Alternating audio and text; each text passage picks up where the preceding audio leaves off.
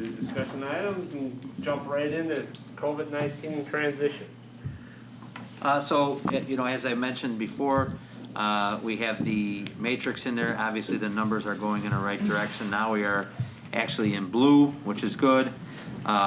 We have 2 variables in minimal, 2 variables in moderate, and only 1 in substantial. Also, our local numbers have gone down. As you see, our local positivity rate is at 365 as of last Friday. So that's a very good sign. In regards to the vaccination update, I got a call today at about 2:30 this afternoon to one of the connections that I had from previous. I worked with her at Morton, and she helps us out. She works at Pillars, but we got 20 staff members vaccinated today on a last-minute call, and we're sending another 30 tomorrow, so that'll be 50 staff members vaccinated on short notice, and that continues to be kind of what's going on out there. We're on the wait list still with Jewel Osco. As of last week, we were down to 12th. But at this point in time, if we can get 50 staff members vaccinated over the next 2 days, and then we have a lot of staff members who have went and gotten their vaccine themselves. So I think we're on pace to hopefully have everybody receive their first dose before the end of the month. That's great. So that was good news today, and it happened. When I say it happened, I mean literally. I said, I don't want to cut our conversation short, but I got to hang up with you and call the principal to make the announcement. So I had to hang up, make an all-staff announcement. We had to get people to come down, sign up, go over. So, but that was a really good, and it was close. It was in LaGrange, so we got 50 people, 50 staff members, and that's open to our Quest employees, our Aramark employees. So that's really good news. Dr. Freitas and his administrative team, and I'll provide a few minutes here for Dr. Freitas to provide an update, but they're working on a plan to get teach students that want the ability to come 4 days a week for fourth quarter, like the board said they prefer last board meeting. So Dr. Freitas will provide an update on that. And then what we talked about a little bit today at our cabinet meeting was he'll have some of these bullet points laid out so they can come in the board packet and the board members can see it ahead of time. So if it generates any questions for the board, it will provide you an opportunity to ask those questions. So Hector will have that for the committee of the whole meeting, but he'll provide an update on where we are with athletics and activities, surveying the community in order to try to get students in for 4 days a week, fourth quarter, some of the targeted interventions they're doing now where we have some students coming fourth quarter. So he'll provide that update here shortly. I think from a district perspective, that's most of the stuff I needed to report out on COVID. Hector, do you want to provide the building level update? I will. Good evening, board members, students, and families watching. Guys, I'm real excited because as we get closer to fourth quarter, we're going to be bringing more students back.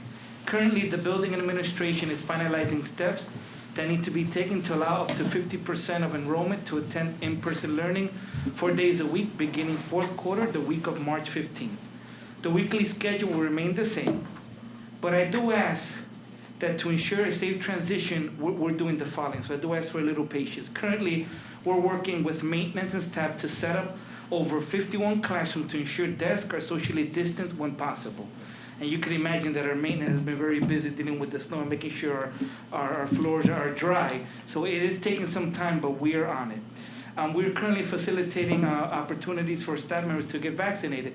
Thank you, Dr. Skinkis and Dr. Smetana. I kind of got the call in the rush, and I joined the team as well. We're currently securing overflow rooms. So if we do have students come and for some reason there's an overflow, we need to make sure we have a safe place for students. We're currently creating a commitment form so we know what families will be sending their students to RB for in-person learning for fourth quarter. This form will go out on February 22nd.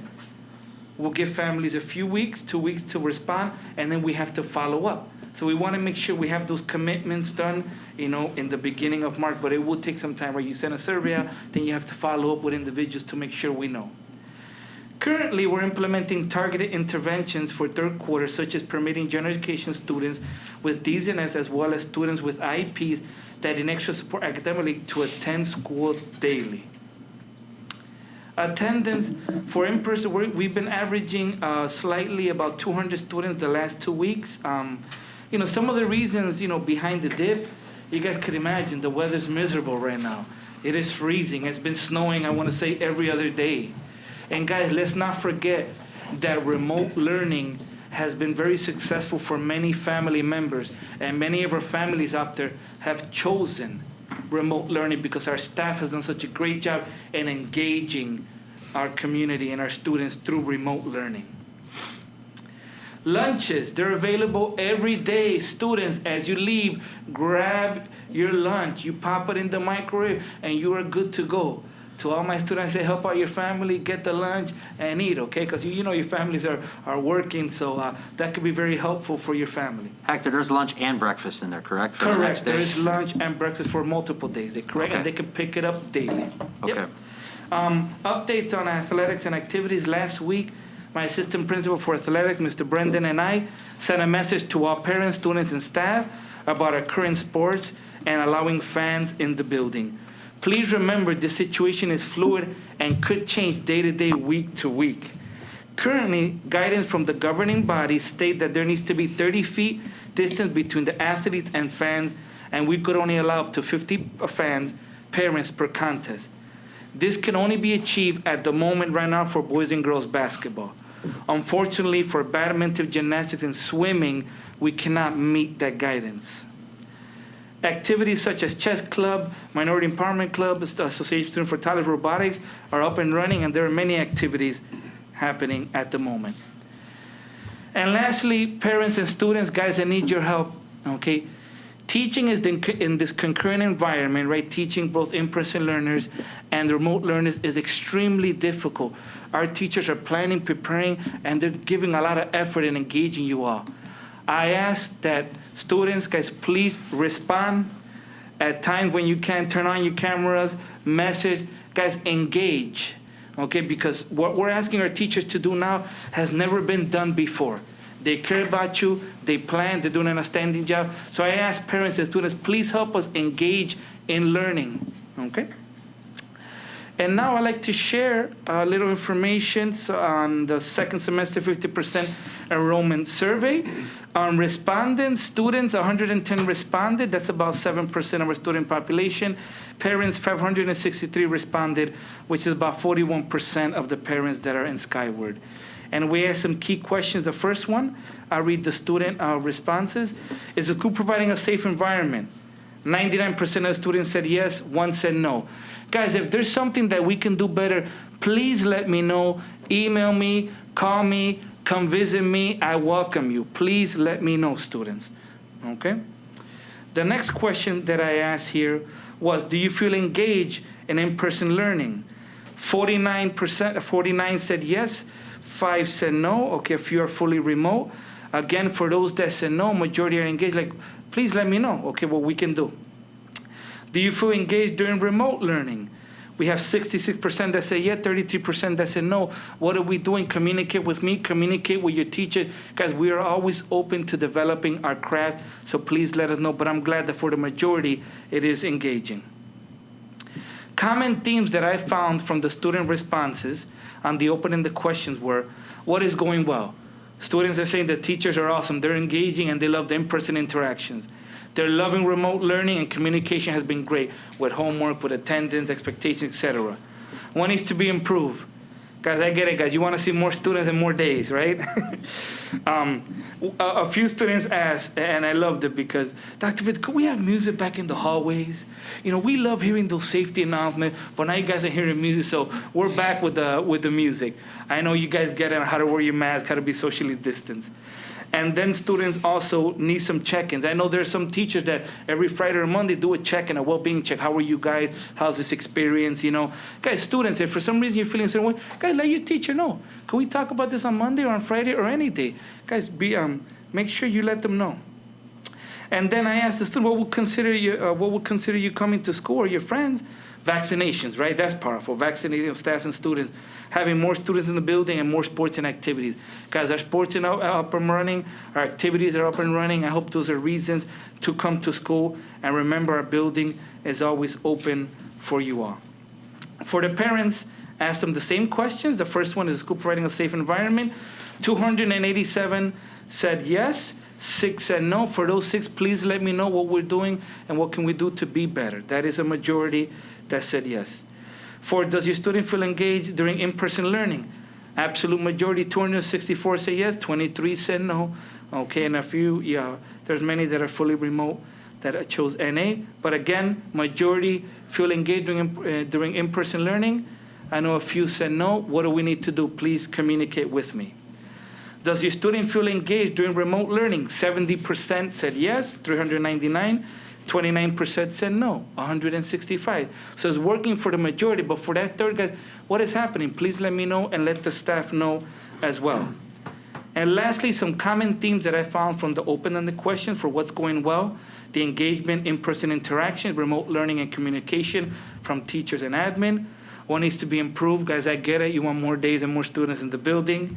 And lastly, make you consider sending your student to school, the vaccination of staff, more students in the building, and more days for learning. Guys, it is coming soon, but like I said earlier, we're currently in the planning phase, but we'll get there. And that is my principal's report, Dr. Skinkis. Okay, so just to touch on 3 points that I wrote down, the Yes. 51 classrooms, the reason Dr. Freitas bringing it up, so out of the 600 kids that have roughly been attending the 50% in-person hybrid days or blended days, so what we do is we then pulled those 600 together, cross-reference their schedule and see how many, if they all came together on the same day. So we had 51 classrooms that would be right at where we would consider to be capacity with social distancing. So that's why we have to remember, the requirement is not 6 feet. It's 6 feet when possible. So we have maintenance working on, like, okay, what is the maximum number of students we can get in some of their smaller classrooms with still 4 feet or 5 feet, whatever we can, in order to accomplish some social distancing and not we need to still maintain that teacher's teaching space or the teaching box that we made sure we had for all our teachers. So those 51 classrooms, we're sorting through those things now. Hector's working on with his team the survey. Hector, we may need to send it out probably the few days before the 22nd just to give us enough time. So I was just walking through this a little bit with Wes as we were walking down here. We are going to be looking to see how many students. The main question we'll be looking to ask is how many students are interested in finishing the school year remote, or parents are interested in keeping their students remote. That will give us our first number. Then the second number would be trying to get that hard commitment of coming all 4 days.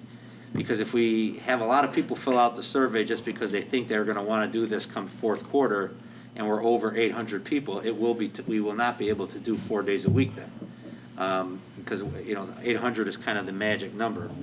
So the ability of going 400 or 4 days a week now is thinking, okay, if you're having only 30% of what you're supposed to be at, it's easy to put both of those groups together. So we just got to keep an eye on that as we prepare for as the weather breaks in the spring, and then activities and athletics are full swing. If that will drive up attendance numbers, student attendance numbers. And so Dr. Freitas and his team are working on a backup plan. So like, in the event we need to keep with the 50% hybrid because too many kids are coming in person, then we would work on some of these overflow rooms or doing targeted interventions, or maybe we would target any students with IEPs, students that have earned a D or an F. Third quarter, looking at students, maybe the freshman class, to try to get our freshmen on track. So those are all different avenues we're looking at. Another thing Dr. Freitas mentioned about the fluid, an example like our first boys basketball game, I think was supposed to be today or tomorrow. Today. It was today at Ridgewood. That had to be postponed because they had to quarantine their team because they had a case on or someone had a close contact on their team. So it's going to be a fluid situation throughout the rest of this school year. I just want to make sure the board and the community that are watching the meetings understand that we're doing everything possible within the guidelines that were provided by both the state for having school in session, but also for after-school in-person activities and athletics. I don't have any other things to report out on in regards to COVID. Does the board have any questions? I just had a question about, I mean, there's only 7% of students took the survey. I know. Correct.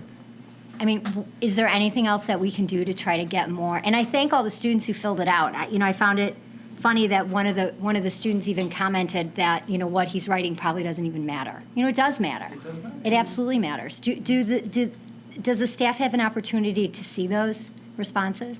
You know, I do share, and you know, there are some teachers that, you know, did offer, hey, Dr. Betty, you can have the survey, give it during my period, during my class period, but guys, their learning time right now is so sacred, and so limited that you know, I shouldn't feel bad as a principal because I believe in this and this helps drive our plan, but I don't want to take a minute from the learning we have.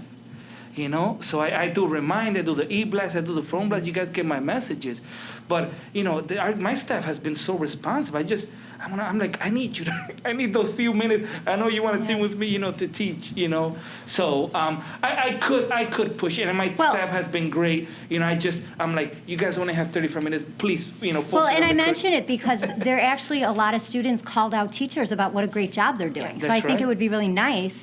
Right, for those teachers to see that recognition that they're doing a really good job. I just wish we had more responses because out of the 7%, like there were quite a few kids who had talked about feeling anxious and you know, there were just some comments that I wish they were a little bit more upbeat. I don't know if the rest of the board members read through all of them, but there were some of them. I love the comment about the kid who thinks you're giving out like old sandwiches, but right, like how funny is that? He's like, they're giving out old sandwiches for lunch.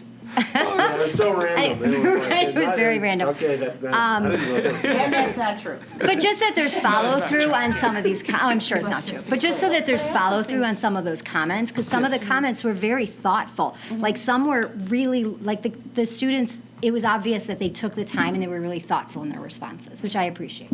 No, I absolutely agree, and I also think some of the parent comments about why would I send my kid back if they're just teaching to the Zoom, which is clearly a dramatic departure from, you know, this semester from last semester.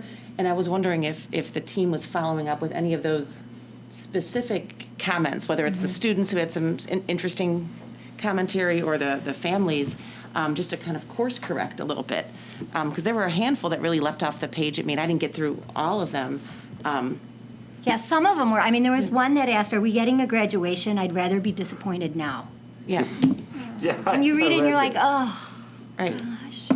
And I know we can't make that decision. It's way too early, but Well, they'll have. But we know Some kind of graduation. At the worst case scenario, Just will so be sad. another drive up like we did last year. Yeah. Right. So we already have that as our backup. We're looking at what we can do in the stadium, socially distanced. yeah. No, but I just think there's a lot of good individual feedback in that. I mean, even with 7% or what was the 41% of the For the families, parents. that's pretty good. In some cases, the family is speaking on behalf of the family. And I think, Dr. Freitas, you made a good point of mentioning, I mean, there are a number of our families who are not intending to come back into the school until the numbers are completely gone and there's a vaccination. I think we do need to be mindful of that and try to balance out those who want the 4 days a week, which I think is an equally valid position. So I guess my question was on this commitment form.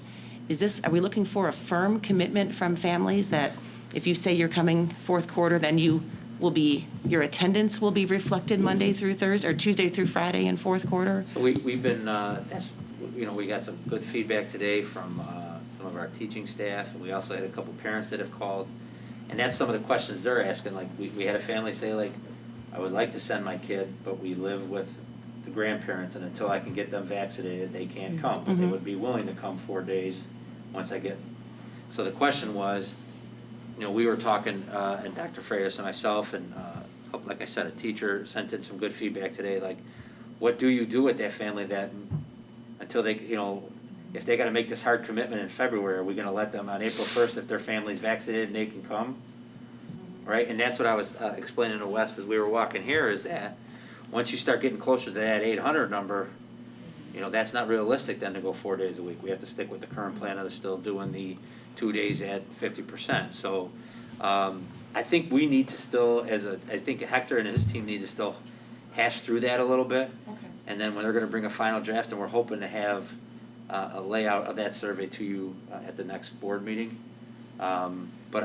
Some things were brought up today that, like, we didn't even totally think about it. The original intent was, yes, tell us now by March 1st what your hard commitment would be, in person or remote. And then, what do you do with some of those cases where there might be an exception that they want to come in because they can't, and it's things out of their reach. So we are still sorting through that. I'd be wrong to say that we have a concrete plan on that part just yet. Okay, no, I But think there you're- is there's gotta, saying that. there's a mathematical equation that's gonna work out there. We just haven't hit it yet. And that might be there's definitely from the comments, from the parents, there's parents that have no intention of coming back. There's definitely that. And that's step one. I mean, there's the maybe Your heart category. knows, right, your And heart maybe the knows. maybe category stays in the 50%. I'm only Tuesdays and Thursdays, I'm only Wednesdays and Fridays. Then there's the I want to come every day, the 4 days rather, not every day, 4 days category. So, I mean. So the Gotta be there. overflow room, like Hector mentioned, was like, so if we did that model that Wes just described, and the students in their in-person days on an A through L day, or A through K day, and the number got over to where we could be set up safely in that classroom, is it for that student that's not on their A through K day, so an L through Z kid, if there's 2 or 3 of them do that for that specific class, so they go to an overflow room and participate on the Zoom for that class, but they might get 3 or 4 other classes that day where they can be in person. I mean, those are all the kinds of things that we're trying to sort out. And I know from your guys' perspective, hey, there's 13 seats, first come, first serve. Like, that's really hard for that teacher that day to be preparing. Am I having a full house today? If I only got 35 minutes, are my first 5 minutes figuring out who's supposed to be there and then calling for security to escort 3 kids down to the overflow room because I'm at max capacity today? So those are the kinds of things we're still trying to sort out so that it doesn't become an operational nightmare. Because the 50% in person has been going really well so far this semester. And so those are some of the things that we're still trying to work out that you asked. And thank you. I look forward to seeing that, because I think some of it is that group that's perceiving it as optional right now is what we're trying to understand what their game plan is. You know, as the weather gets warmer and transportation Right. becomes less of an issue, hopefully you can walk to school again. And then, if you're a senior, can you commit and not just stay home Monday and Wednesday because it seems easier, Right. right? Yeah. If you're committing, you're coming, right? You're supposed to be there. Right. And you're taking a spot of someone that wants to come. Right, and I think that's the messaging that will need Right. to come out as part of that discussion. Dr. Freitas, you're getting all this down, right? Okay. Lily, Michael, what about your thoughts so far on how things are going and looking forward to this fourth quarter? Any ideas? I think things are going well. I don't really know how to tell if kids want to come 4 days a week. I mean, it really just depends on the student and their family. So I'm not sure I can speak for everyone on this issue.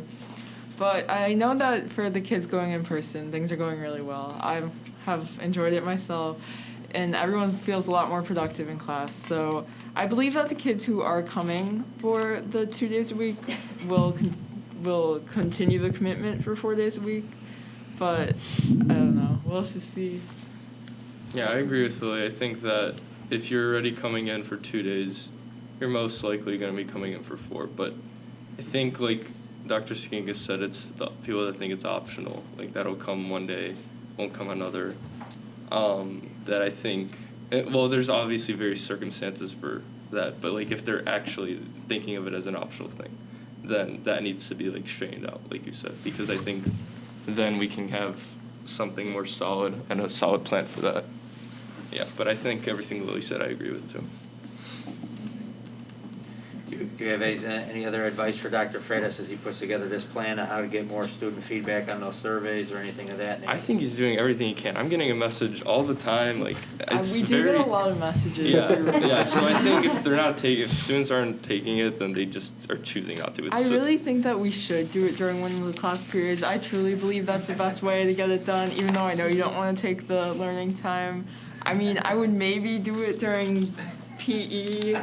No hate to PE. But, kids, like, barely do the workouts anyway at homes. They kind of just, How long did it take you to take the survey? It was quick. It's probably Like really quick. 2 minutes, 5 minutes? I think it took less than 5 minutes for me to do it. Okay. I mean, maybe if they're writing a longer response, but Yeah, I mean, for the kids who write like a paragraph or two, it might take a while. But most students are only writing a couple sentences. I mean, that can't take that long. We all use our phones a lot, so we're fast typers. I think it was, what, 10 questions, right? It should not be a big time commitment. 5 to 10 minutes, yeah. But Well, I only asked because if of how much learning time would it actually take up if we asked to do it during, PE. I think that's the best you know, option. X hour, you know, or X period of the day. Second period, when I was, you know, in school, take second away period was like like homeroom or whatever, you know. I was just trying to figure out how much learning time could be taken up. That's the reason I asked. I mean, is the thought that we need more data from students for this particular survey, or is this about kind of the next round? No, I think next the round. next round, Okay. we need to be really, because we even talked about anybody that doesn't fill it out possibly calling. Mm-hmm. yeah. So maybe you do want to take class time just for that one because. Yeah, because who's gonna sit on the Right. phone and make all those calls? Well, we would have to spread it out through, Well, we don't want to it's called all other duties assigned in your job description. Right, well, right, but I'm just saying, that's But that why would be like perhaps- 1,400 calls. Like, that's a lot of calls. Wes thought that would be easy. Just Okay, ask what him. day told is he us. coming into help? Right. No, we'll get to, we'll Coming get- in and help organize that. Well, and I also think that, you know, we're waiting for the fourth quarter plan, and that's appropriate, and the time is here. But, I mean, I would encourage us to be having some kind of thought towards what next fall looks like, and maybe that becomes the timing for the penultimate survey, where we really want to get feedback. Because, you know, when it comes time for next fall, where are we going to be as a pandemic? Where are we going to be in terms of what tier we can be operating in? I think it's going to be a lot of planning and work, unfortunately, for the team to get us to a different place to open in the fall of 21. So I kind of put that out there, not to. Well, I was thinking the same thing with some of the comments that referred to waiting for a vaccine. Well, are the parents waiting for the teachers to get vaccinated? Are they waiting for the kids? Because if they're Right. waiting for the kids, you know, that's not happening by August. Yeah, there was very So, specific waiting for the kids vaccine, which made me Right, so- talk to so you're Kevin right. today So about come options fall- for the fall.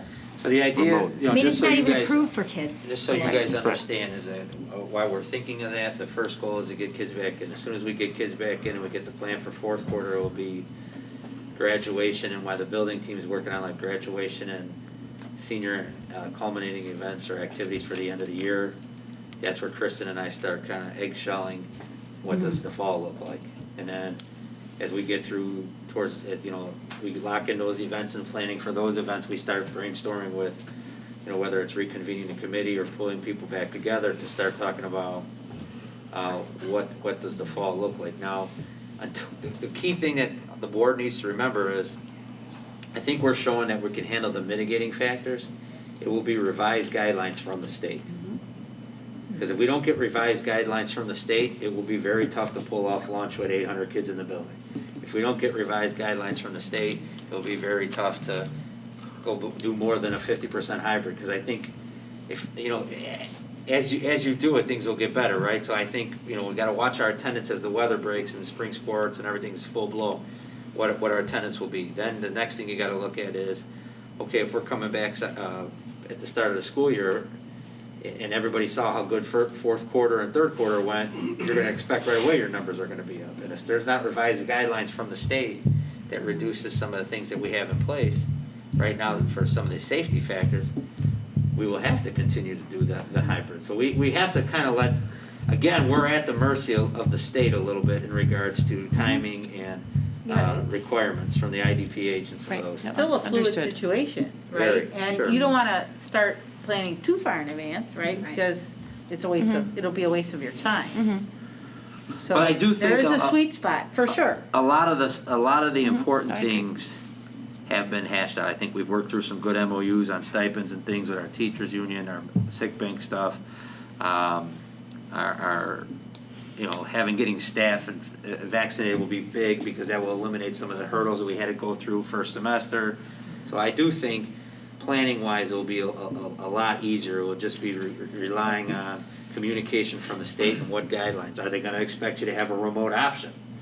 You know, that was a requirement from the state. Are they going to keep that requirement again for another year. If that's the case, you know, you're already having teachers prepare then, which will have the technology hurdle overcome, but we would then have to figure out, you know, again, you know, how we're going to manage the remote learners. So I think we're well aware we cannot forget that fall will be quickly upon us, right?